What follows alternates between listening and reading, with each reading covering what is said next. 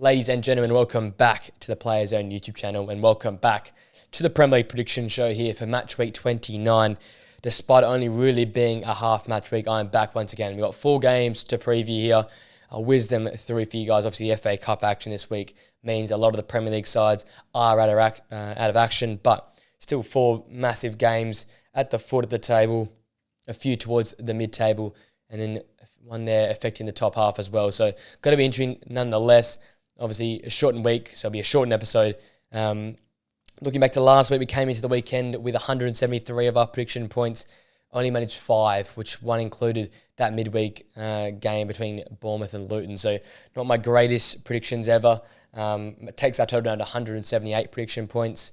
And if somehow you're new here, right at the end, it's 3 points for the correct scoreline, 1 point for the correct result predicted. That's how our prediction point system works. And before we get into the video, if you guys wouldn't mind liking, comment, subscribing to this video, to the channel, that would be much appreciated. We're hoping to get to 500 within the next month or so that would be massive if you could do that. Let's get straight into the predictions.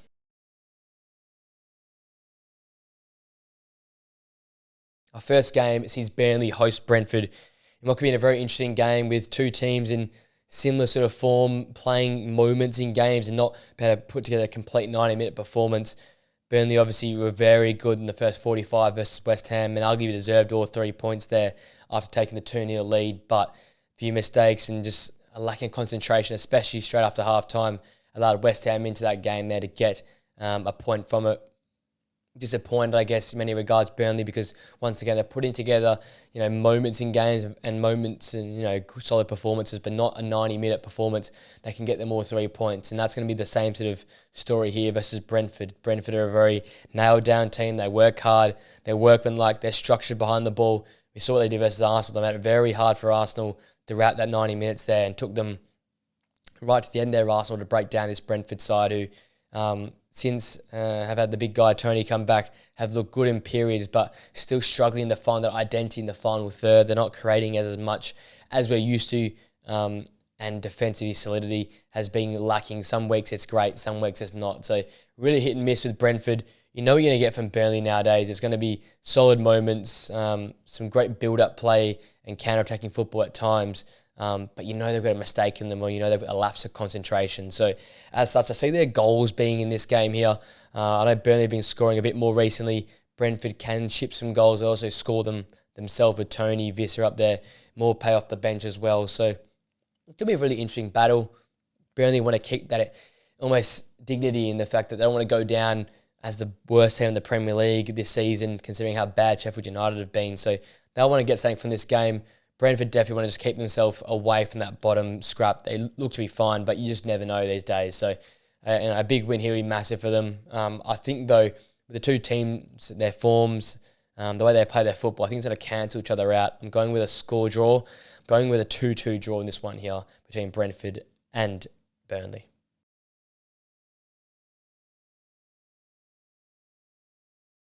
Our next game takes us to Kenilworth Road. It's a Luton hosting Nottingham Forest. And heartbreak for Luton in midweek. They were up 3-0 at halftime versus Bournemouth, but end up losing that game 4-3. And just summarises their season so far. It's really, really inspiring, great football at times, but it seems that all the teams end up getting a point or getting all 3 points against them. We argue they deserve much more in this season here. They've taken to the big boys at home. They've travelled quite well this season, but have been unable to really get those big wins or big points when they deserve it. I guess the game before that versus Crystal Palace, a really important game for them, and they got a very handy point with a late gasping winner there from in the 94th minute there, which is massive for them. But it just summarised the scene. You think they'd get that momentum from that Crystal Palace result, and then being 3-0 up away to Bournemouth, you think, that's it, lock it away, get the 3 points. But no, they managed to somehow lose that game 4-3, and that's a really kick in the stomach. But I think going back home with the exciting way they play their football, with how Ross Barker continues to be performing, with how they seem to be so clinical up front, they take their chances like Kabore, Doughty have been continue to be impressive and stand out for me this season. And you've got that ability to be really solid at the back at times. Look at Crystal Palace, they were really solid in that game there. Palace had all the front running, but they only allowed them to score 1 goal. So if they can use that sort of high pace football and defend well, I think they can get the best in this game here. At home as well. Nottingham Forest have been real consistent at times, and I think they'll find it hard away to Luton. Luton's a hard place to go. We've said that so many of the big teams, and so many of the big teams have struggled. So I think as such, it's going to be a real scrap in this one here. Obviously, last time out, Forest lost to Brighton 1-0. They probably deserve something from that game, but lacked that real clinical edge or that pace in the final third to break through the Brighton back line there. I want better performances from Dominguez. I want better performance from Gibbs-White. Because these guys think they can produce so much better, high-quality performances and they just haven't been doing that in recent weeks. So they're keys to the game for Nottingham Forest. Get those key players involved and try and get yourself on the front foot. For Luton, though, I think it's score early and grind this game out. Make it more of a scrap. Make it more like that Crystal Palace game. And I think they can get a big win here. I'm going with a Luton Town 2-1 win over Nottingham Forest. I think they really deserve a win. Being back at home, I think they can get the best of it. And it's obviously a really massive game for the relegation battle. If they can get this 3 points, puts Forest really, really close to going down. I think that's the biggest result possible. If Luton get a big 3 points here, you never know, they might be able to escape the drop zone.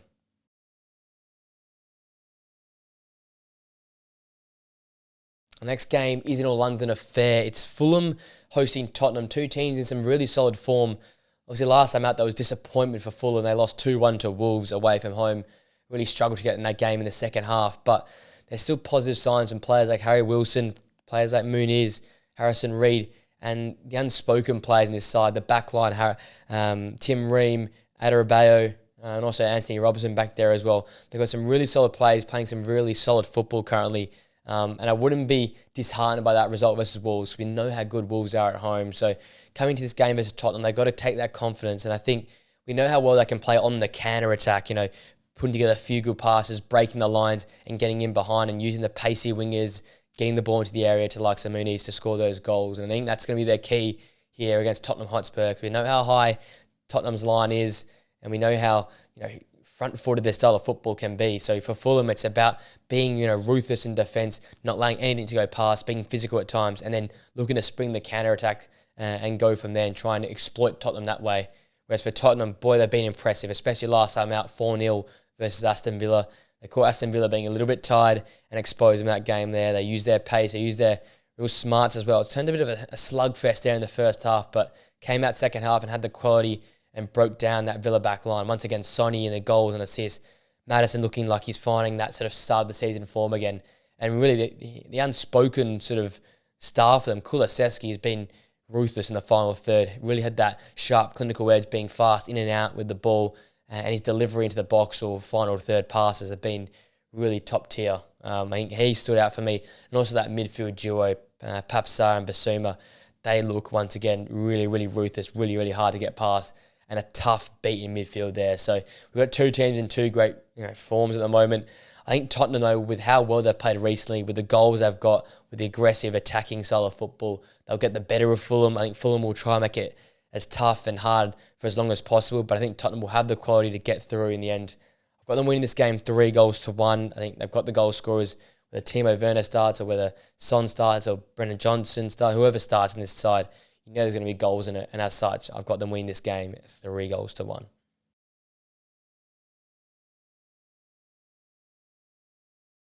Our final game is at the London Stadium. It's West Ham hosting Aston Villa, two teams with very disappointing performances last time out in the Premier League. Obviously, both turned it around in their European ties to win those respective ties, but back in the Premier League, they both desperately want 3 points here. West Ham to keep in those European positions, and Aston Villa to keep the pressure there and keep locked away in that fourth position, especially with the form that Tottenham have currently got. Firstly, on West Ham, a pathetic first half, I think we can say. Lacked that real creativity, lacked a real backbone, and Burnley arguably deserved the result in that game, the way they started that game. Really poor in possession, really poor in terms of breaking down the back line. And that's what we've seen West Ham so far this season. Like, when they had the ball at their feet, I feel like they struggle to create. They're really good on the counter-attack. They're really good at exposing teams with higher lines. So they'll prefer playing Aston Villa here, who'll try and be in the front foot, play with a bit more possession, and will play on the halfway line. And that's how West Ham will look to break them down, using the likes of Kudus, Paqueta, Bowen, trying to get in behind. And if it wasn't for Danny Ings, they'd really be struggling here, West Ham, last time out. So we might see Danny Ings go from the start to try and bring that focal option down the middle. I I think for them as well, it's being more solid at the back. Mavropanos has been shaky at best at times. Even Soufal hasn't been as solid defensively as we know he can be as well. So those are some key facts for West Ham. Got to start strong this game here, especially versus Aston Villa, who like to get out the blocks fast. And you got that really strong midfield. You know, Douglas Luiz can create so much. Zaniolo will probably go in there in the absence of John McGinn. And Yuri Tielemans as well. They just like to play a lot of pace.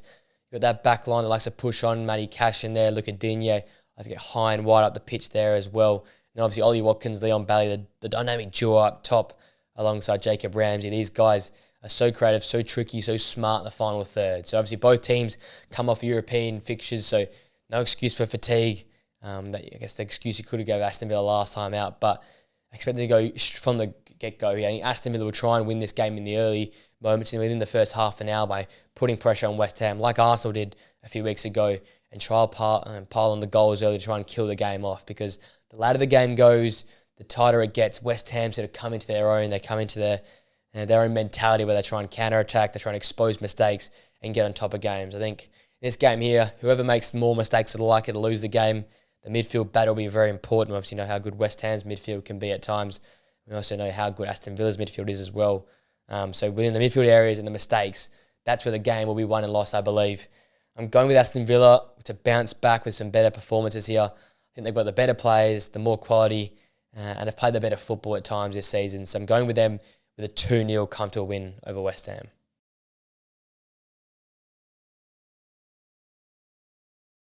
Well, that being said, ladies and gentlemen, that brings this shortened Premier League predictions for Matchweek 29 to an end.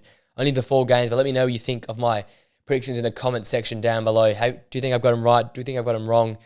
What do you think of that relegation scrap there with Luton and Nottingham Forest? How do West Ham and Aston Villa's game match up as well? And are you excited for Tottenham and Fulham, which will be a great all-London affair there as well? If you enjoyed the video, please, guys, smash a like on it, subscribe to the Players Own channel, and also share the channel with mates who enjoy this type of content. And remember to put on that post notification bell so you know when I upload next. With it all being said, ladies and gents, hope you enjoy the weekend's football action for the Premier League, the FA Cup, and all around Europe. Have a great rest of your day, and I'll see you guys for a video very, very soon. Till next time, guys. See you later.